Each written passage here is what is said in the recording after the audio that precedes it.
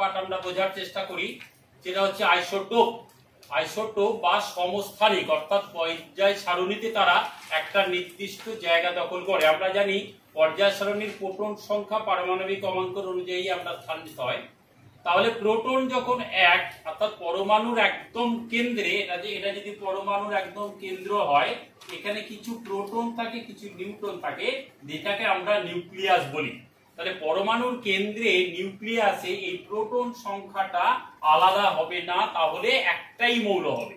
আমরা জানি পদার্থের মৌলিক পদার্থের ক্ষেত্রে তার মূল যে ধর্ম নির্ধারণ করে সেটা প্রোটন সংখ্যার উপর নির্ভর করে। এই প্রোটন সংখ্যাকে পারমাণবিক ক্রমাঙ্ক বলি, এটাকে আমরা জেডও বলে থাকি। অর্থাৎ পরমাণুর যদি প্রোটন একই থাকে তাহলে পদার্থটা একই, হাইড্রোজেন হলে হাইড্রোজেনই, ক্লোরিন হলে ক্লোরিন, নাইট্রোজেন হলে নাইট্রোজেন। সেই ক্ষেত্রে পদার্থের ভেতরে প্রোটন সংখ্যা এক, অর্থাৎ প্রোটন পাল্টাচ্ছে না, মানে একটাই মৌল। এর ভেতরে নিউট্রন সংখ্যাটা ক্রমাগত বৃদ্ধি হতে পারে।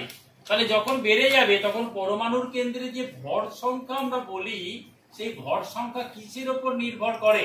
ভর সংখ্যা ওই প্রোটন সংখ্যা বা পারমাণবিক ক্রমাঙ্ক এবং তার যে নিউট্রন সংখ্যা তার যোগফল। তাহলে যদি পরমাণুর নিউট্রন সংখ্যাটা আলাদা হয়, বেড়ে যায়, তাহলে ভর সংখ্যা পাল্টে যাবে। তাহলে ভর সংখ্যা যখন পাল্টে যাবে, এক্ষেত্রে পদার্থটা ভারী বা হালকা হবে। এর উপর ডিপেন্ড করে পদার্থর বিভিন্ন ধরনের কতগুলো আমরা উদাহরণ পাচ্ছি। যেমন হাইড্রোজেন 1 বলতে একটা মাত্র প্রোটন, পরমাণু ক্রমাঙ্ক 1। আর এখানে পরমাণু ক্রমাঙ্ক যখন 1, কোনো নিউট্রন নেই, তাহলে এখানে নিউট্রন বিহীন একটা পদার্থ, যেটা হচ্ছে প্রোটিয়াম। এবার ডয়টেরিয়াম যদি আমরা যাই, ডয়টেরিয়ামের ক্ষেত্রে একটাই প্রোটন থাকবে আর দুটো ভর সংখ্যা, অর্থাৎ একটা নিউট্রন। ডিউটেরিয়াম যদি ক্ষেত্রে বলি, একটা প্রোটন আর দুটো নিউট্রন মিলে ভর সংখ্যা 3। তাহলে একই রকমের প্রোটন সংখ্যা, সবার 1, সবাই হাইড্রোজেন, কিন্তু নিউট্রন যত বাড়ছে তাদের ভর সংখ্যা বাড়ছে, তাদের আমরা বলি আইসোটোপ।